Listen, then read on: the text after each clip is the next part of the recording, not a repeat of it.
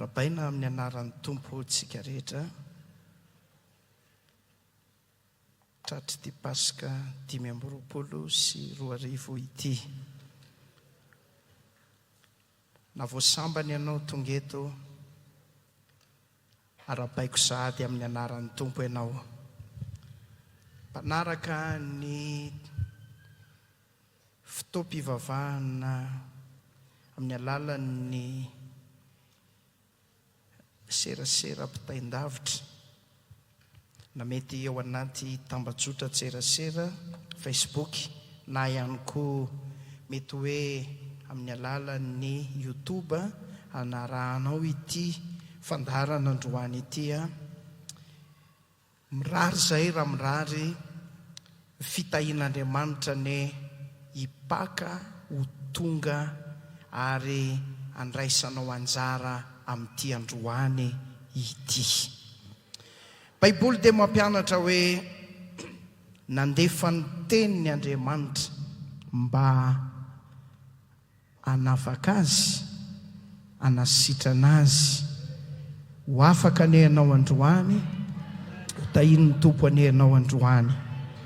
Dia tsika nokatra ny baibolitsika ato amin'ny filazantsara ny Lioka ny toko 4:20. Dia raisitsika manomboka amin'ny andininy voalohany, tohizatsika hatramin'ny andininy 9, mandingana kely tsika andininy 7:30, andininy 4:30. Amin'ny anaran'i Jesosy no amakiana ny tenin'Andriamanitra. Filazantsara ny Lioka toko 4:20, andininy voalohany ka hatramin'ny andininy 9, andininy 7:30 hatramin'ny andininy 4:30. Fa noho ny maraina koa tamin'ny andro voalohany amin'ny herinandro, dia nakany amin'ny fasana izy nitondra ny zava-manitra izay efa namboariny, ary nisy olo-kafa koa niaraka taminy. Ary hita ny vato efa voakodia niala tamin'ny fasana, dia niditra izy, nefa tsy nahita ny fatin'i Jesosy Tompo. Ary zao no niseho, raha mbola very hevitra tamin'izany izy, indreo nisy rolanjoro teo anilany, nitafitafiana manelatrelatra. Ary noho ny natahotra izy ka nikohaka tamin'ny tany, dia hoy izy roalahy taminy, nahoana no ato amin'ny maty no hitadiavanareo ny velona? Tsy ato izy, fa efa nitsangana tamin'ny maty. Tsarovy ny teny izay nataony taminareo fony izy mbola tany Galili. Nanao hoe zanak'olona tsy maintsy atolotra eo an-tana ny mpanota, ka ombona amin'ny hazo fijaliana, ary hitsangana indray amin'ny andro 7.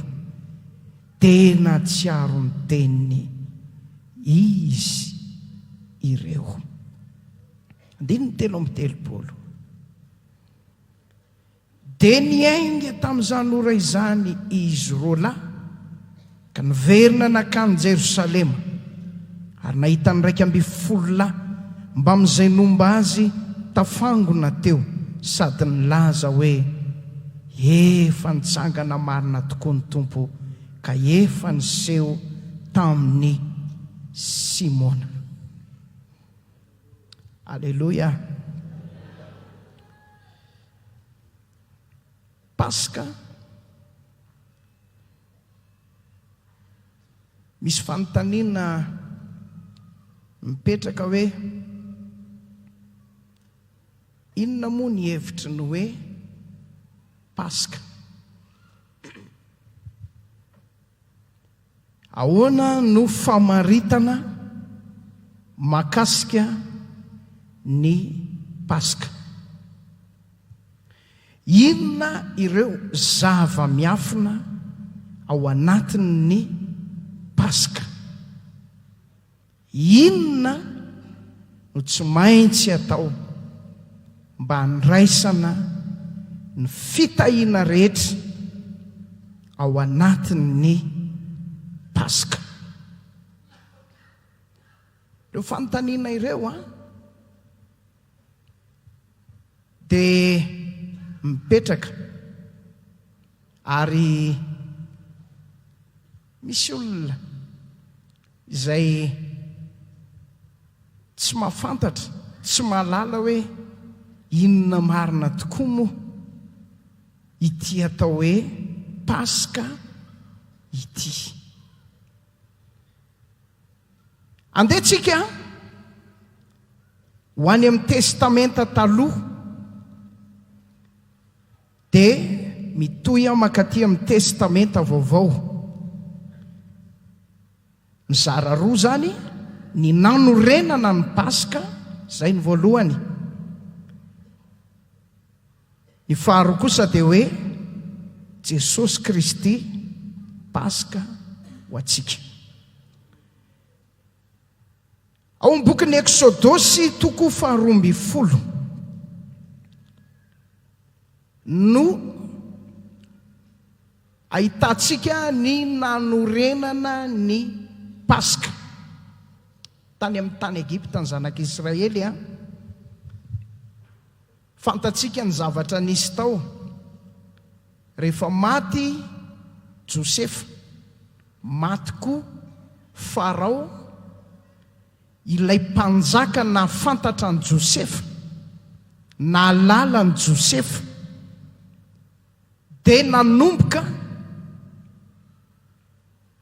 adino no dia tsy hita ny soa nataon'i Josefa tamin'ny firenena Egiptianina. Dia tao anatin'ny fanandevozana, tao anatin'ny fanompoana, asa mafy, kapoka no ny ainan'ny zanak'Israely tao amin'ny tany Egipta. Nanao biriky izy ireo, nampiasaina izy ireo, nandevozina izy ireo.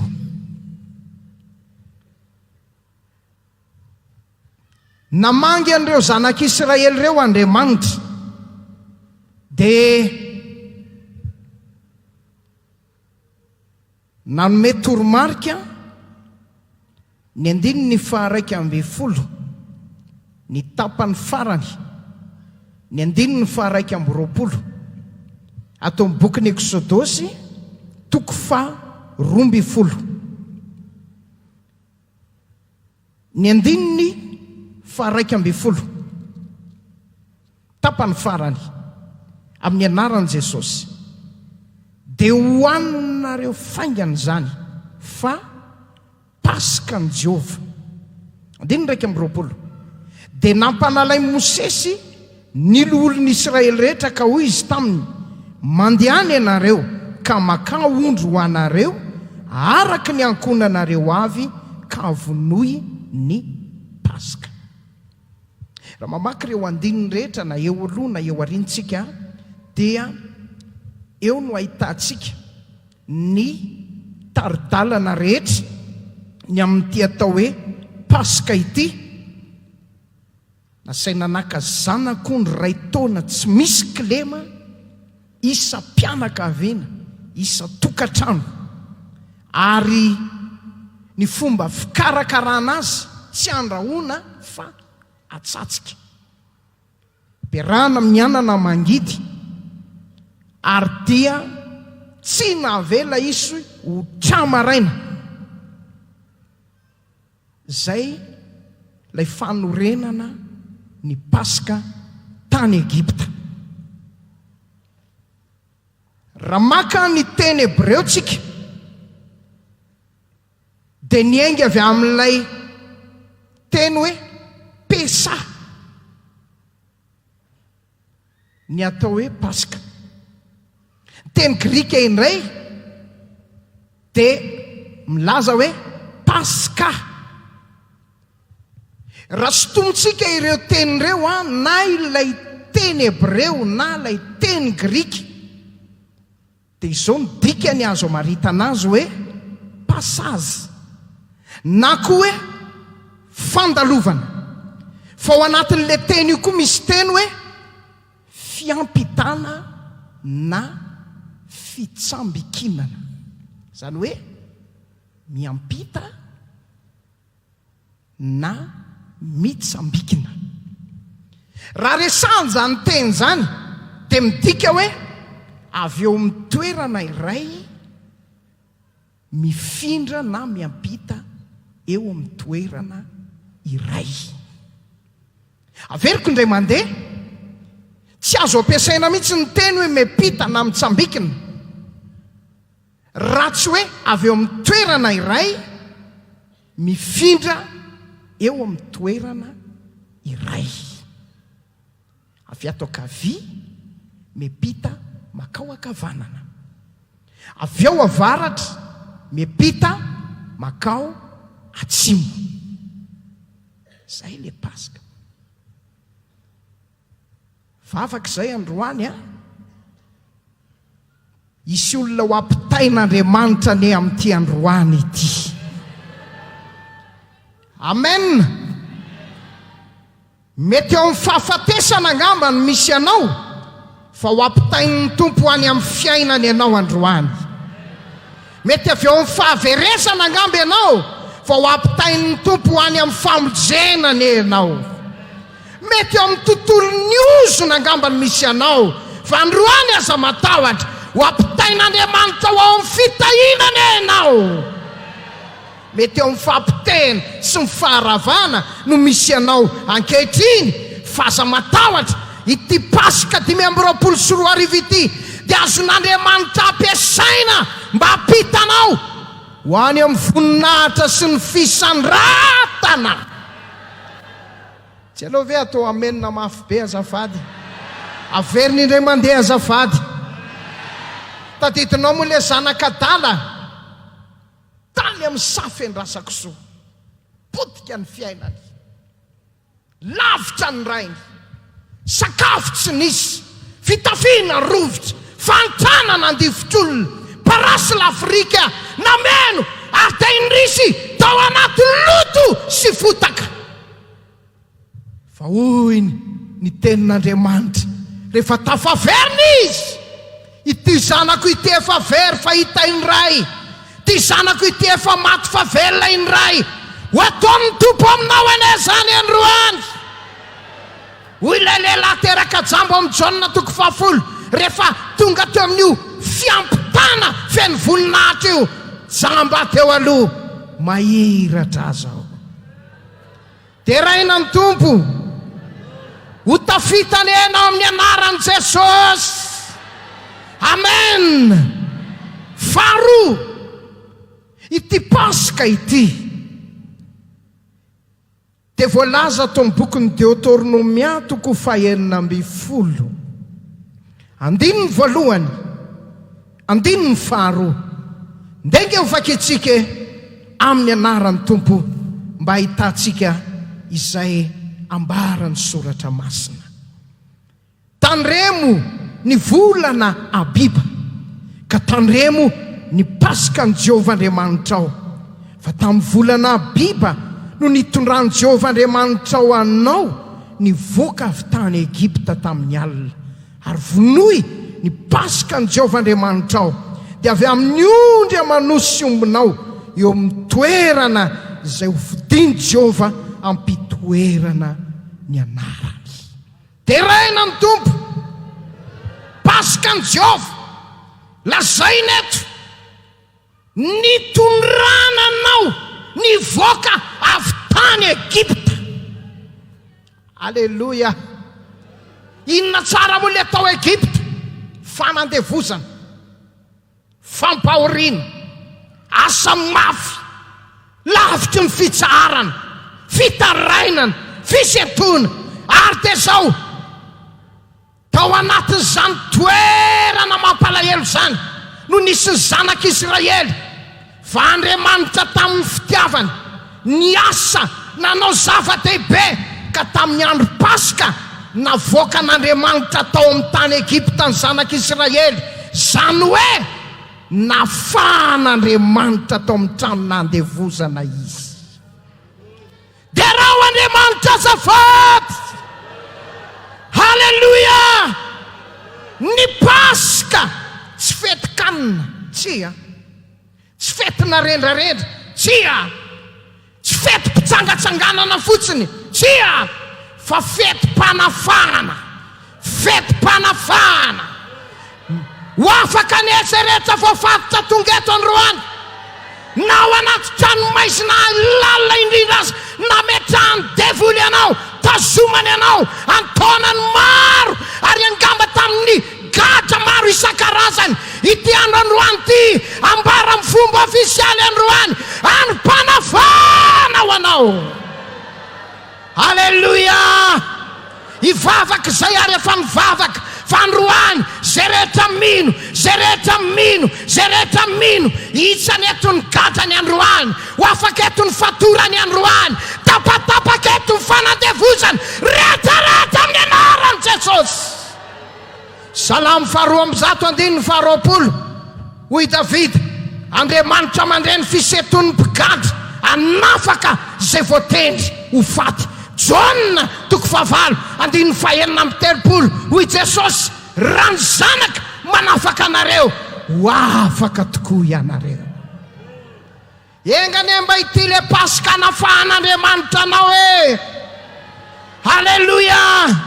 Amin'ny karazana fahotana, karazam-pahazaran ratsy, karazana fahalemena, karazana tsy fahombiazana, na inona ditra ve, fahazaran ratsy ve, fijangatsangana ve, lainga ve, fitaka ve, resaka fisolokina ve, resaka fifisana olona ve, lolopo ve, sy fitiavana ve, fankalana ve, misy Andriamanitra manafaka eto. Haleluya, haleluya, haleluya. Ao anaty Toriteny dia hiampitany aminao any rano Jesosy, ny herin'Andriamanitra dia ho tapaka ny gadra, tapaka ny fatorana, amin'ny anaran'i Jesosy ho afaka ianao androany. Petera, tantarain'ny asan'ny apôstôly 2:12, samboriny Herôda, vaivay ny fanenjena sy ny fankalana tamin'izany, fa voasambotra izy, akoatr'ireo maty teo alohany, dia nidina tao an-tranomaizina. Fikasany Herôda, rehefa tonga ny andro Paska, dia ho avoaka i Petera, ary ho vonoina i Petera. Dia nidiny tao izy, nambenana miaramila roalahy teo amin'ny ankavia sy teo amin'ny ankavanany. Rehefa tonga ny andro Paska, nidina tao Andriamanitra, naniraka anjely izy, nivany gadra, rendrika ny mpiambina, navoaka Petera. Tafavoaka ny vavahady voalohany, vavahady faharoa, ny farany, tafavoaka mihitsy tao amin'ilay fonja nitazomana azy Petera, tafaverina somatsara tany an-tranony, afaka tanteraka. Ngamba misy olona eto gadrainy ny devoly toy izany ny fiainany, dia any amin'ilay lavaka lalina indrindra, mba tonga mivavaka ihany, fa olona mbola voafatotra sy voageja, olona mbola tena tsy afa-patorana, teniteny foana indraindray, pilady aman'olona indraindray, tezitezitra amin'ny tsisy dikany, olona tena andevoziny ny reka sy ny filanty tany ity, olona tena ao anaty lavaka mangitsikitsika. Androany e, averiko indray mandeha, misy Andriamanitra mpanafaka eto. Haleluya, haleluya. Be dia be nefa nafahana teto, fa androany anjaranao indray no afaka androany amin'ny anaran'i Jesosy. Lay Andriamanitra eto dia manafaka, lay Jesosy miasa eto dia manafaka, fanamasina miasa eto dia manafaka. Amen, amen, amen, amen, amen. Ho votsitra eo am-pelantanan'ny Satana ny ianao androany. Haleluya. Zany no atao hoe Paska. Dia raha ny Tompo azafady, fandehantsika epita sady ao amin'ilay hoe Jesosy Kristy Paska ho antsika. Koritianina voalohany 10:12 andevaka itsika ny tapany farany amin'ity andininy anankiray ity. Koritianina voalohany ny 5 andininy 7 tapany farany. Favavono ho antsika Kristy Paska ho antsika. Afaka mandray aleloia mafy be ve Jesosy androany? Ianoy tsara. Jesosy Kristy lay nirahana lahatokan'Andriamanitra nomeny an'izao tontolo izao. Rehefa ho tanterahana ny aminy arak'izay voasoratra sy efa tao am-pon'Andriamanitra amin'ny fikasany raha teo, azadino niaritra Jesosy. Samborina izy ary talohany samborana azy dia efa nangororo ny fanahany. Zay nahatonga azy rehefa nivavaka tao amin'ny sangy Getsemane dia tena nipotrapotraka tahaka ny rà, ny dininy, ny atsembohany. Tonga ny mpisambotra zay tsy olona hafa fa ilay mpianany zay nantsony sy ny fidiny apôstôly zay anisan'ny niara-dalana taminy no namadika azy, nanomboka teo ny fiaretan'i Jesosy. Raha mamaky ny Baiboly tsika, napangaina, no elohina, no tsaraina, andeha nikapoka zavatra maro isan-karazany, fa niaritra Jesosy, niaritra izy. Boky ny Hebreo 2:7, Hebreo 2:7-5 dia miteny hoe niaritra fahafatesana izy. Hebreo 2:2 niaritra azo fijaliana izy. Petera voalohany 2:4 niaritra ho antsika tao amin'ny nofo izy. Niaritra. Nandeha ny teamaina fa nieretany, nandeha ny rora nieretany, nandeha ny kapoka niaritra izy. Hoy ny Petera voalohany 2:2, 3:20, nijaly izy. Ny Petera voalohany 2:3-5 dia misy ilay andininy anankiray manao hoe Kristy azy efa nijaly niaritra ho antsika, ny marina ho an'ny tsy marina. Novonoina tao amin'ny nofo, novelomina tao amin'ny fanahy, niaritra Jesosy, nijaly.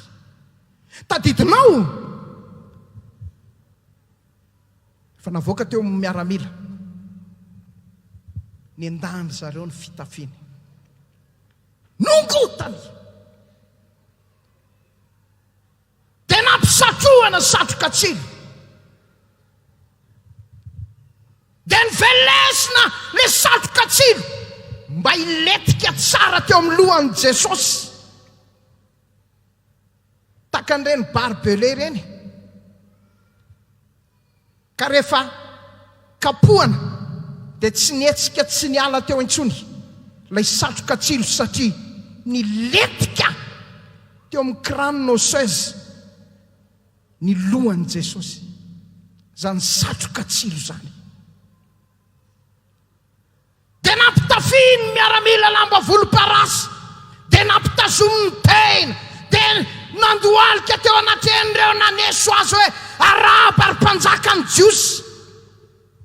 Mafy zany, fa nieretany Jesosy, kapohiny izy, miaramila matanjaka, tena voafantina mihitsy no nampitazomina n'ilay kotopi misy rantsany anankifolo, ary amin'ny lohan'iny rantsana ray, amin'iny rantsana folo iny isanisany avy dia nisy taolana nafatotra. Ka rehefa nenjanona izany ka nakapoka dia nanomboka niletika tao amin'ny tenany, tany amin'ny lamosina, tany amin'ny ratsambatana, tany amin'ny tratra, teo amin'ny tenany rehetra. Ka rehefa nisotomina tena nyrovotra, ary nisy nofo nanaraka. Potipotika Jesosy, izy tsy mba namaly tena akory, netiny vonoina izy taky ny zanak'ony romona eo anoloan'ny mpanety azy, tsy mba niteny, tsy mba namaly, fa zany nanjohan'i Jesosy, zany ny aretany, tsy vitan'izay. Fa rehefa reraky ny kapoka, ny antsoantso ny vahoaka tsy ny fandrenesana, omboy, omboy, omboy, nampitondraina azy ny azo fijaliany. Noentiny zany na tena vesatra azy, na dia efa reraka aza izy, no lanjainy le azo fijaliana, dia lasa izy potraka Jesosy teny an-dalana. Ary rehefa potraka ny anjera, lay lehilahy atao hoe Simona Kirenianina, io no nalain'ny olona hitondra ny azo fijaliana, tonga teny atapon'ny Kalvari, no fantsihana ny tanany havia, ny tanany havanana, ny tongony, tena antona teo amin'ny azo fijaliana. Teo izy niaritra teo, nijaly teo, tena ory, tena nampalahelo, nanomboka ny korina ny rà, nidina ny rà, na tamin'ireo ratra, na tamin'ny tanana, na tao amin'ny tongotra, na tao amin'ny loha, ny korina ny rà. Zavatra nisy rehefa nanomboka ny antsoantso Jesosy taitra, sasany tamin'ireo miaramila,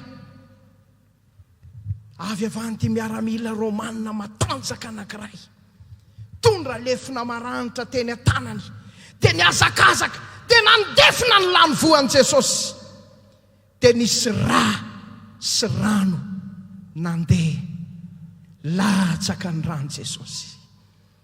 Io rano Jesosy io lay manan-kery anadio ny ota rehetra andraisana famelan-keloka. Mateo 4:7, itiny amin'ny fanekena vaovao ny amin'ny rako zay alatsaka ho an'ny maro ho famelana ny elony.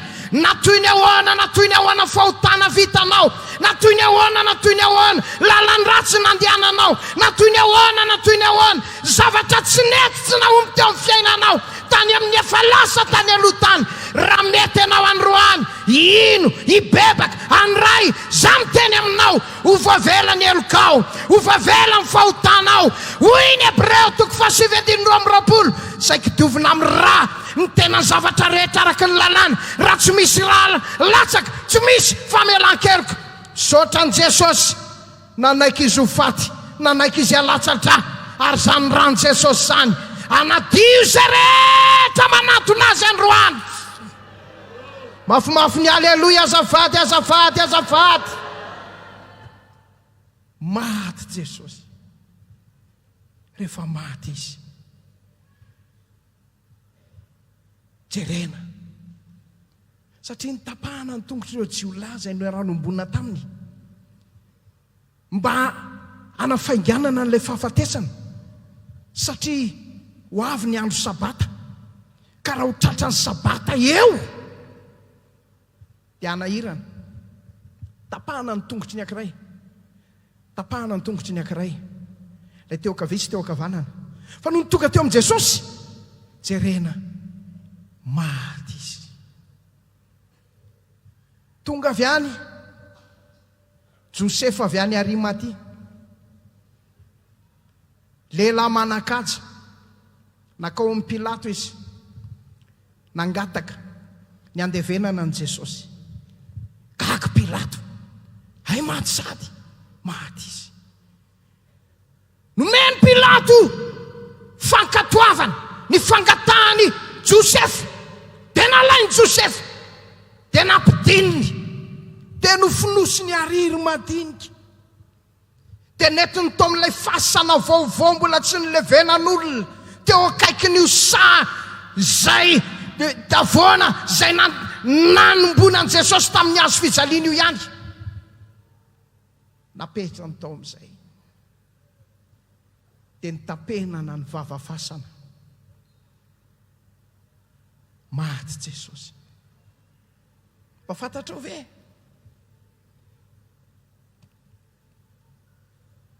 Mbola lasa indray ny fariseo, lohampisorona, nakao amin'ny Pilato.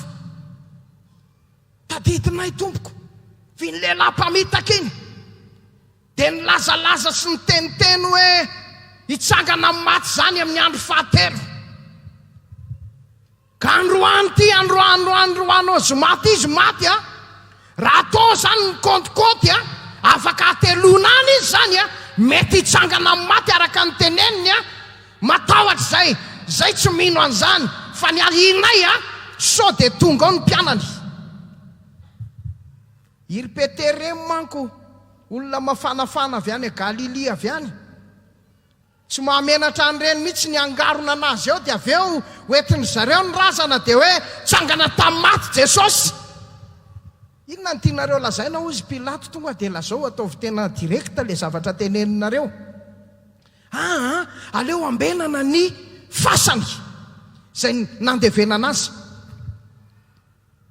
Ny keny Pilato zany a, nasiany tombo-kase na hoe ny seleny, ny selazy teo amin'ny fasan'i Jesosy, dia nasiana miaramila niambina teo, satria ao Jesosy maty tokoa izy. Fa zao mbola tsy tapitra ny tantara. Aleloia.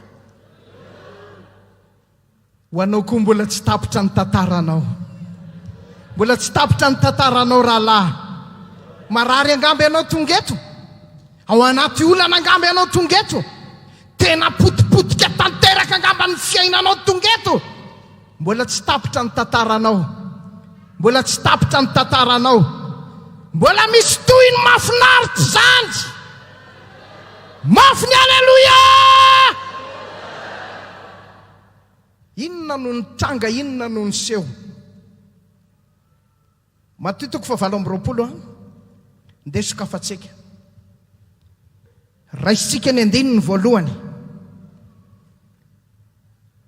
andininy voalohany, faharoa, fahatelo, fahaefatra, fahadimy, fahaenina. Inona no ny tranga? Inona ny toiny? Jesosy maty tao am-pasana, nambenana ny zoma alina, sabata tontolo andro. Fifaliana moa ny lohampisorona angamba tany an-trano tany, fety, viraviravona, fifanateran-javatra, kalain eny anjoro-trano rehetra eny. Vita ihany iny e, lase, vonoiny akoho aloha, maty mba amin'ny rikala mara sy rikala mainty. Tari amin'ny fasana, miaramila matanjaka voafantina mihitsy ny tao. Mbola tsy nisy ludo tamin'izany, fa nanao kilalao teo reo, na nalan'andro na nalan'alina. Zoma alina tontolo, tonga ny sabata, maraina, atoandro, difony masoandro, sabata manontolo. Nanangasanga ny andro voalohany amin'ny herinandro dia ny andro alahady tahaka an'izao.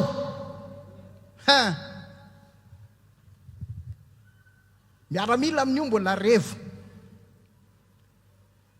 hatramin'roviana hony zany tsika miambina eto tsy maninona zany tsika mahazo prime supplémentaire heure supplémentaire amin'ny compte ihany na vola miditra ty aposiko ihany ny eritreretiko valy ay ahoana zany dana aloha mitady kafe any an-tanàna ny raproma fa izao no niseho tonga ny maraina ny andro voalohany amin'ny herinandro Maria Magdalena nandeha voalohany ho any amin'ny fasana vehivavy moa bebe sentiment zay mbola bongo maso mbola misentosento isaky ny teteka dia vonono le tsy manjary reo pozin'le mpisorona be ohatra ny hitako ery tonga tany izy fa inona ny seho nefa nisy zavatra ny seho teo hoy ny andininy faharoa nisy ororotany mafy filay anjely ny tompony hidina avy tany an-danitra dia nakeo ka nanakody ny vato teo amin'ny varavarana dia nipetraka teo amboniny tovy mafy ny aleloia fa aza matahotra aleloia naneo ny herin'ny Andriamanitra tamin'io fotoana io ary androany koa dia aneo ny heriny amintsika eto Andriamanitra androany aneo ny heriny amin'ny rahalahy aneo ny heriny amin'ny rahalahy aneo ny heriny amin'ny anabavy rehetra Andriamanitra androany inona ny zavatra niseho nisy ororotany mafy tsy fantatro firy amin'ny marodrefo raitsitara io ororotany io fa mafy ny herin'Andriamanitra ny ampiorory ny fahavalonao rehetra androany halleluia ny aretina ny olana devoly fantrana ny zavatra manahirana anao rehetra ho hitanao fa miorory satria velona Jesosy dia hoy ny baiboly andiny vevatra mpiambina ny vadi-po no ny fahatahorana tonga tahaka ny maty ahoana moa za mivadi-po zany fotsika le manao cœur kely ohatra zao iny dia le matsokotsoko ty aty ambany dia mety le matsokotsoko ve ny voakana ka ty ambony sanana ahoana le mivadi-po zay mivadi-po zay mampivadi-po azy tsy maninona fa zao tonga tahaky ny maty misy devoly efa matahotra sady any amin'izao fotoana zao ary androany teo hitanao fa potipotika ny fahavalonao rehetra potipotika ny olanao rehetra potipotika ny adversaire-anao rehetra satria nitsangana tamin'ny Ker Jesosy halleluia zavatra nisy faharoa Andriamanitra naneo ny heriny dia nikody ilay vato teo amin'ny varavaram-pasana io varavarana io nanakona n'le fasana ary ny zavatra nampiasa saina ny Maria tsy mba ny sécurité fa le hoe iza no anakody ny vato satria ny lanjany io vato io amanjatoko laona mavesatra io iza no anakody ny vato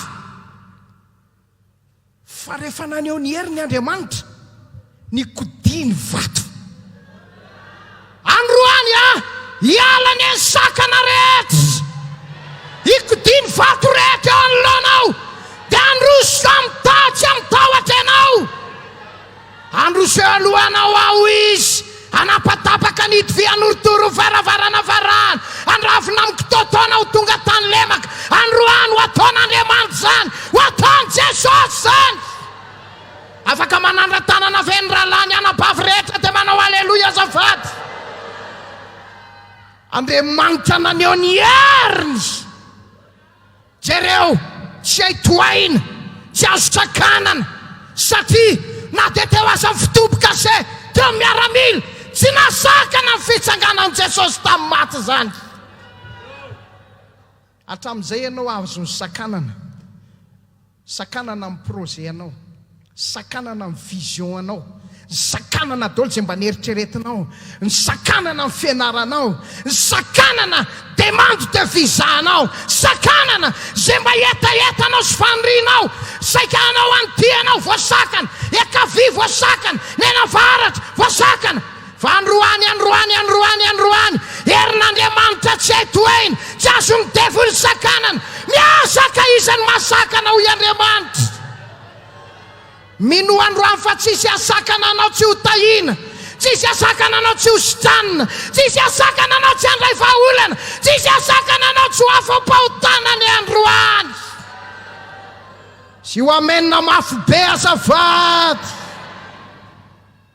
Jesosy Kristy nitsangana tamin'ny maty. Hoy ny asan'ny apôstôly, toko 2:2 ka hatramin'ny 4:20, ny 2:30. Zao mivaky ny teny amin'ny anaran'i Jesosy. Ry lehilahy Israely, miaino zao teny zao.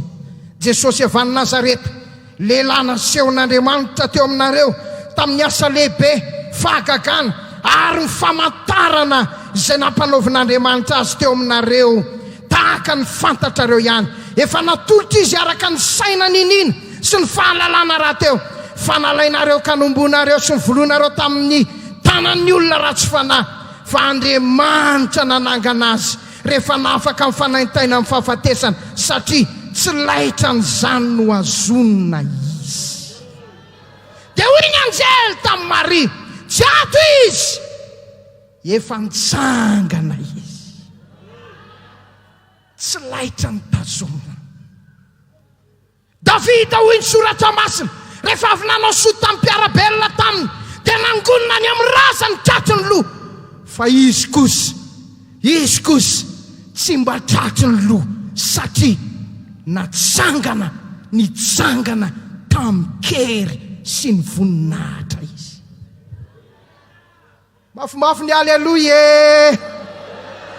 Misy olona lavo angamba tonga eto amin'ity toerana ity, lavo tao amin'ny ota, lavo tao amin'ny fahalemena, lavo tao amin'ny fakapanahy, lavo tao amin'ny fandiky ny devoly. Androany Andriamanitra izay nanangana an Jesosy tamin'ny maty, anangana anao, anangana amin'ny fiainam-panahinao, anangana amin'ny fanoloran-tenanao, iverina amin'ny laon'ny ray ane, ny hery sy ny fahasoavana ny fanomponao. Amen, amen, amen, amen. Misy olona rava fiainana tonga eto, lafo ny fiara, lafo ny trano, lafo ny tanindrazana, ny katona ny tsena, potika tao ali, ny asa fivelomana, voaroka tao amin'ny toeram-piasana. Aza matahotra, ain'Andriamanitra ny manangana ny fiainanao, ain'Andriamanitra ny manangana ny tokantranonao, ain'Andriamanitra ny manangana ny fianakavianao. Potika ve, maty ve, marary ve, simba ve ny fiainanao, averiko indray mandeha, misy Andriamanitra afaka manangana eto. Potika ny fiainan'i Joba, tsisy ny tazojerena tsony, fananana simba, trano rava, zanaka maty, ny vady lasa mankivisy. Lozy zany, lozy. Inona tsony mo ny tena boka raha teo? Fa Joba tsy namoy fo, hoy izy ny teny, fantatry fa velona mpanavotra. Halleluja. Firy ny tena afaka hinandroany fa velona Jesosy e. Natsangan'Andriamanitra indray ny fiainan'i Joba, tonga teo amin'ilay Joba 42:10. Mety eo amin'ny Joba, ay angamba ny fiainanao zao, Joba teo. Fa satria nitsangan'i Jesosy androany, isy azakazaka raha tosika ho ataon'ny herin'Andriamanitra teo joba 40 teo disy am'izay any amin'ny fiainanao androany oneran'Andriamanitra indroa avoeny torak'izay nananany teo aloha fananany joba oneran'ny tompoko ny amin'ny fahavoazanao rehetra oneran'ny tompo any amin'ny fiainanao rehetra dia isy fitahiana avoroeny isy fanambinana avoroeny isy fananganana avoroeny ho ataony Jesosy eo amin'ny fiainanao. Amen. Zao koa Jesosy Kristy nitsangana tamin'ny maty, Jesosy Kristy nandresy. Alleluia. Tsy ampy alleluia azafady e. Teraina amin'ny tompo azafady e. Koritianina 7:17-17 Zorana ny Andriamanitra manome antsika ny fandresena amin'ny alalan'i Jesosy Kristy. Romanina 9:17 manoatra noho ny mpandresika amin'ny alalan'ilay tiantsika. Koritianina 2:2 mitondra anay mandrakarivo ao amin'ny Kristy ho toy ny fanaon'izay avy nandresy izy. Kolosianina 2:2 noreseny nobaboiny fanapahana fahefana maneho miariary ny fitondran'ireo toy ny fanaon'izay avy nandresy izy. Iza moa le teneniny eo za io misaotra ny tompo fa mpandresy aho, na dia kely aza na dia tsy mendrika aza na dia bitika aza mpandresy aho. Ianao koa nge mpandresy e frère, ianao koa nge mpandresy e frère, mpandresy musicien, mpandresy technicien, mpandresy mpanaty rakitra service d'ordre, mpandresy mpampianatra sekoly alady rehetra, mpandresy président, mpandresy jiaby mpandresy rehetra tonga eto amin'ity maraina ity. Sahi mika hoe mpandresy aho. Misy dia volo mitsoka sady any, misy aretina miala sady ato, misy olana miva sady ato amin'ny frerato, misy fatorany fahazaran-dratsy tapatapaka ary tapahany herin'Andriamanitra amin'izao fotoana izao. Tsy ho tia paraky tsony izay mpina paraky tonga eto amin'ity maraina ity. Tsy foka sigara tsony, tsy hanetrika itsony izay mbola tia sigara tonga eto amin'ity maraina ity. Anomboka rikoriko anao ny fahotana sy ny filan-dratsy fahazaram-poana eto amin'ity tany ity, fa ny herin'Andriamanitra ikoriana hidinao aminao ahatonga anao mpandresy. Resy ny ota, resy ny fahazaran-dratsy, fahalemena rehetra, resy. Dia mba hiova amin'izay ianao amin'ity Pasika 2025 ty e.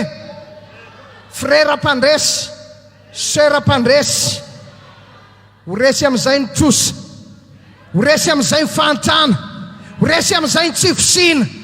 Misy olona miasa loha amin'ny hofantrano eto, minoenao androany, efa niraisy ny tompo an-tanana ny fiainanao no avinao, faktiranao tsy voaloha rehetra, aza matady velona Jesosy dia andresy ianao.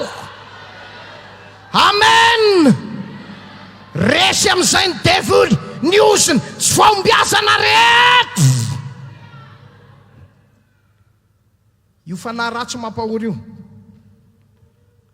devoly mampahory, matoto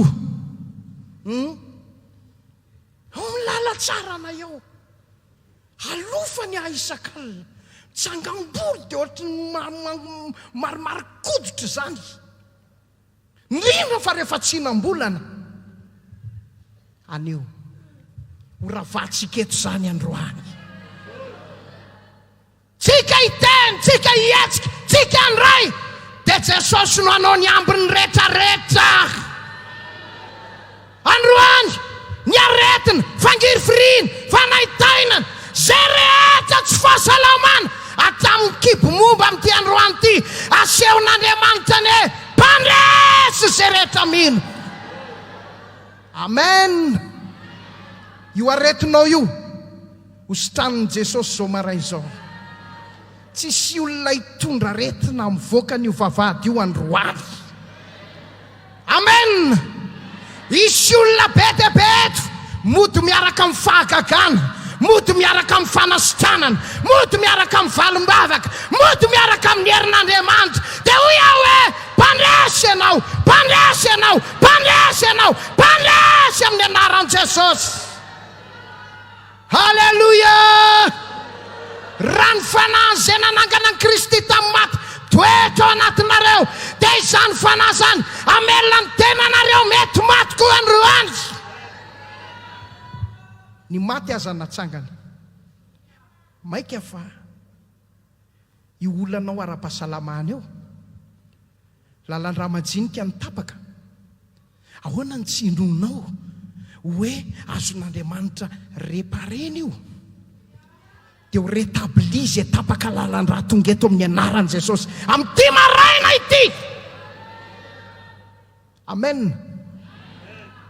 Ny vava tsy mahay miteny afaka miteny androany amin'ny anaran'i Jesosy. Ny maso tsy mahita afaka mahita androany amin'ny anaran'i Jesosy. Halleluja. Ny tohana diabeta ao aminao azon'Andriamanitra verina normal d'origine zany androany. Zay mino rehetra dia handray an'izany fahagagana teny fikasana zany amin'ny anaran'i Jesosy amin'ity maraina ity. Halleluja. Halleluja. Velona Jesosy dia velona koa ianao e. Velona ianao frera, velona ianao sœur, velontsika rehetra. Natsangana Jesosy ho fanamarinana antsika. Romanina 4:5-20.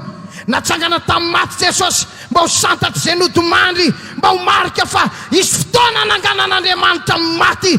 Tesaloniana 2:4, ny Koritiana 2:5, ny 2:12, ny 13. Fa zao koa natsangana Jesosy mba andehanantsika amin'ny fiainam-baovao androany.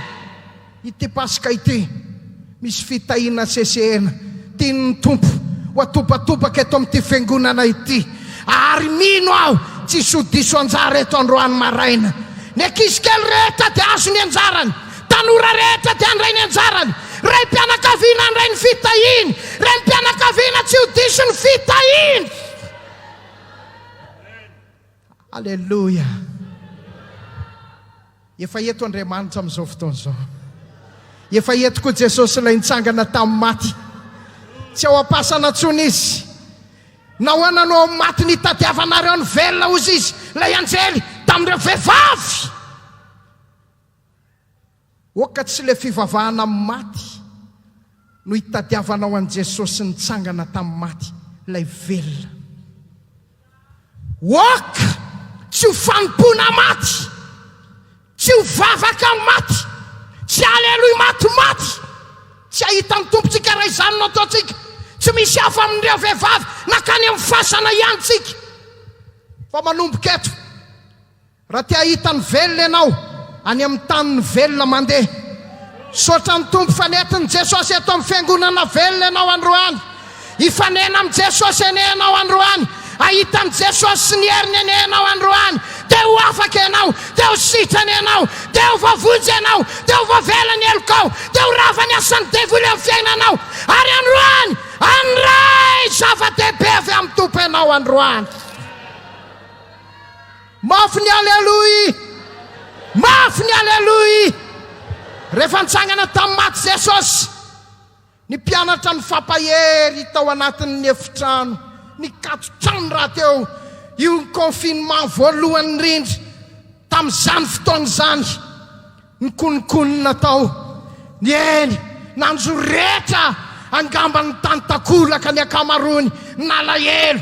Fa zao Jesosy nitsangana tamin'ny maty, tonga avy any dia tonga teo vovoany izy ireo. Rehefa tonga teo voany, gaga ny mpianatra. Satria nitsangana tamin'ny maty Jesosy. Efa eto anivontsika eto izy zao.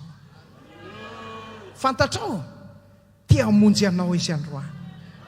Tia napatapaka ny fatoram-pahotanao rehetra izy androany. Tia hanongotra ny fitomboka sena apetraka ny devoly nanidiny fonao io izy androany.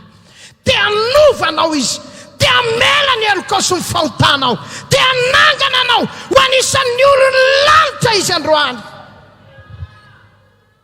Dia hoy izy ny teny tamin'ny mpianatra, fiadanana ny eo anareo. Vavak'izay androany a, tebitebinao sy ny ahiahanao ny tahotra rehetra amin'ny fanahinao rehetra, ho alain'i Jesosy ane zany, dia hosoloany fiadanana, hosoloany fifaliana. Satria izao no lazainy Matteo 2:20, ianareo rehetra izay miasa vatatra, mavesatra entana, makanesa ety amiko, izany ho anome anareo fitsarana. Alleluia. Dia omen'ny tompo anao izany fiadanana izany androany. Dia nanisy fofinaina taminy koa izy, nanisy fofinaina, dia niteny hoe raiso ny fanahy masina amin'ity androany ity. Pirofo fa velona Jesosy, omeny anao ny fanahy masina androany, omeny anao ny heriny androany, ho tafiny sy ho fenoiny amin'ny fahasoavany ene ianao androany. Dia tsy osaosa tsony, tsy kivikivy, tsy malemilemy, tsy mora midaraboka, tsy mora lafo amin'ny ota, tsy mora lafo amin'ny fakapanahy, ka hiasakasaka any amin'ny filakarena izay mamitaka fiaremana maro isan-karazany na fitiavana ny reko ty tany ty, fa kosa hitodika eo amin'i Jesosy, lay afaka manome anao ny lanitra dia ny fiainana mandrakizay, ary afaka ny ombanao sy ara-dalana aminao mandritry ny fivainiananao eto amin'ity tany ity, ka handray anao any amin'ny voninahitra ratr'izay, ka mialy ety ianao. Tahiny ny tompo any ianareo, tahiny Jesosy eny tsirairay avy. Inona no ataontsika mba handraisantsika ny fitahin'ny lanitra tamin'ny alalan'ny fitsanganan'i Jesosy? Inona no tsy maintsy ataontsika? Tsotra ihany, satria misy kondisiony an'Andriamanitra, misy kondisiony. Ny fivavahana mitory aminao sy mampanatenanao, fitahiana sy fiadanana, fa tsy mampiala anao ny fahotanao, mba mailo, mba mitandrina, fa tsy izany ny tenin'Andriamanitra. Nahafatesan'i Jesosy teo amin'ny hazo fijaliana, teny andoha ipeye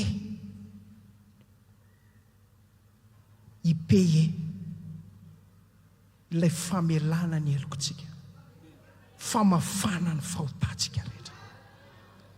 Anio mibebay ianao, verena amin'Andriamanitra, sakafo azo ny fonao androany, raiso izy, avelao izy hiditra ao am-ponao, ary androany minofy efa nitsangana izy, minofy efa tsy ao pasana intsony, minofy efa resy ny fasana, resy ny fahafatesana, ary nakarina izy eo an-tanana kavanany ray, mifonao fonao anao, fa mbola ho avy ny fotoana iverenany indray. Amin'izay fotoana izay dia tsy tahaka izao, satria ankehitriny mijery amin'ny fitaratritsika tsy mahita mazava, fa ratr'izay dia ho hitantsika miharihary, dia ho fantatsika izy toy izay nahafantarana antsika. Minoa an'i Jesosy, minoa azy androany. Niza mino androany, ho voavela ny elony sy ny fahotany, ho afaka ny fatorany sy ny fangajany, andray hery mahagaga avy amin'ny tompo izy, hijoroany amin'izao fanompona izao, ary indrindra raha marary ianao, ho sitrany ianao, misy olana ny fiainanao, hivazany amin'izao maraina izao amin'ny anaran'i Jesosy. Tahiny ny tompontsika rehetra. Mazava aminareo ve le afatra azafady? Afaka manao aleloha mafy be ho an'i Jesosy ary ve ianao?